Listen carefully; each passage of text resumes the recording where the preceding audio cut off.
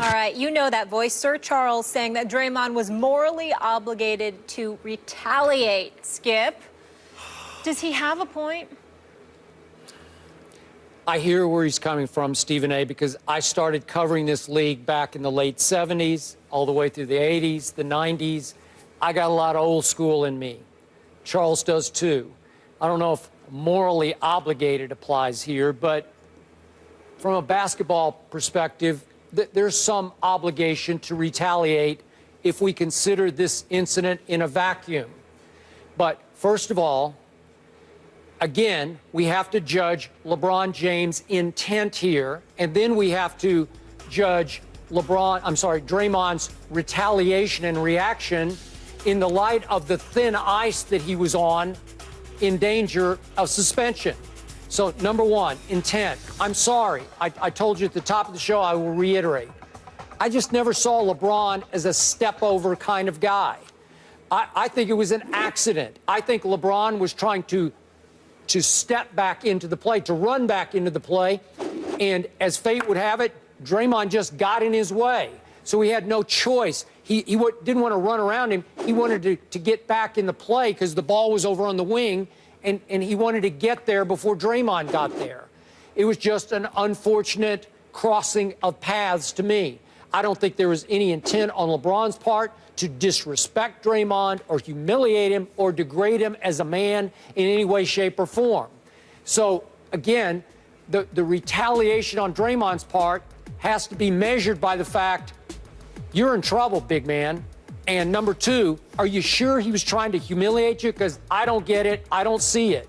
So I fault Draymond for overreacting, a player who plays on the edge, going a little over the edge to rabbit punch LeBron in the privates. I'm sorry, I don't see that. I don't think it was the right way to respond. Well, obviously, you and I have two completely perspectives on this because I completely disagree with you. I'm not going to go as far as to say he had a moral obligation to do what Charles Barkley articulated, but I will say it was perfectly within his right to react. Skip Bayless, I recall Scottie Pippen dunking on Patrick Ewing. You remember this play? I do. And then standing over him. Patrick Ewing immediately took both of his hands and shoved Scottie Pippen off of him. They moved on. All right? I forgot if somebody was issued a tech, but that's about as far as it went. And Patrick Ewing glared at him because it's known as being disrespectful. There's plenty of room for LeBron James to get back into play.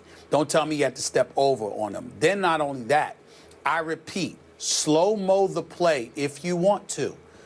Draymond Green is getting up before LeBron steps over him. And LeBron, right at the end, I wish they could slow it down. He's getting up, bam. Right there is when LeBron tried to step over him. And it was an instantaneous reaction. It's not a suspendable play. And that's what this comes down to. And so for LeBron to do that again, I'm not going to sit up here and tell you that a guy that's pretty much class personified, because if LeBron wants to hurt you, he could. He's a very powerful person.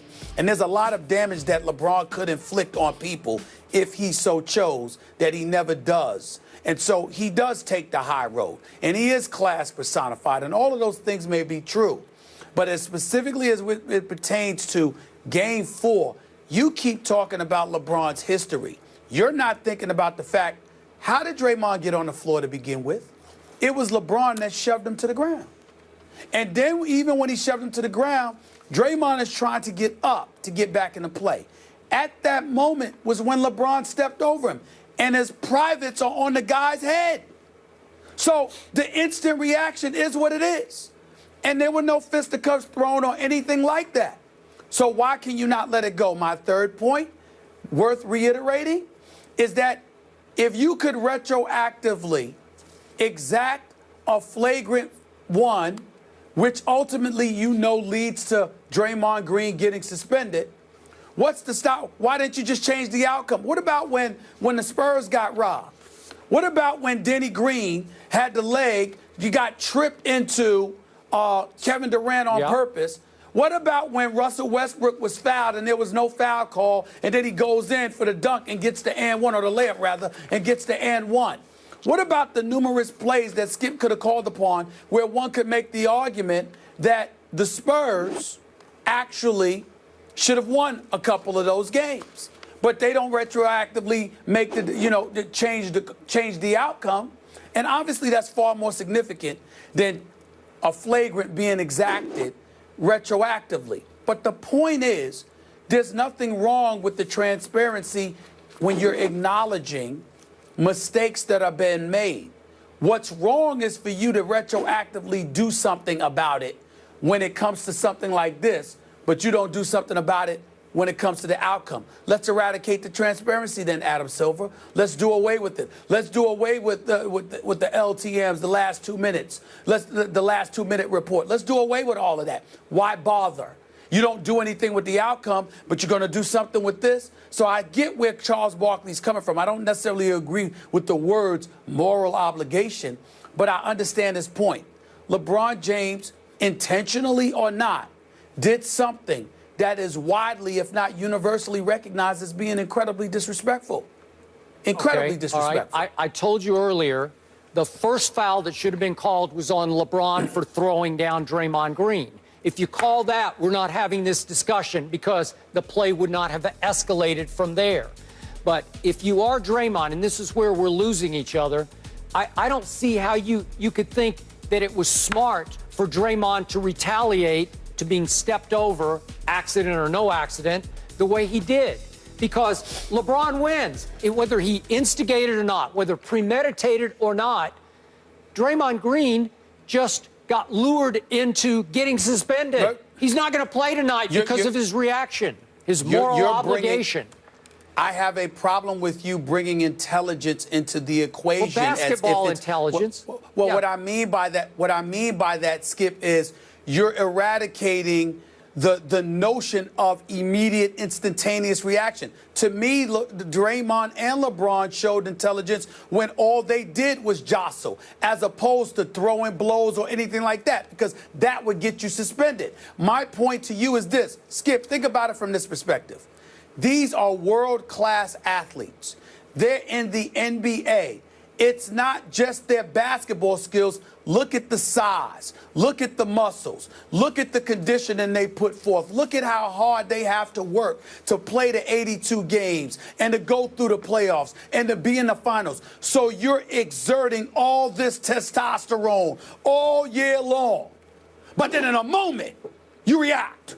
Okay. And all of it. And I'm going like this. A tepid reaction like that. Stephen A., you're on thin ice already. You know you're one split second away from getting suspended. One split for second, game 5. exactly.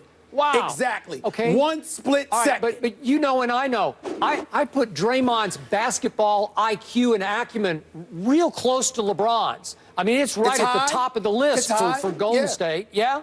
So you can't let your emotions and your overreaction get you suspended. It not only cost Draymond, it cost your team, too. You don't want to lose him for Game 5, and they did.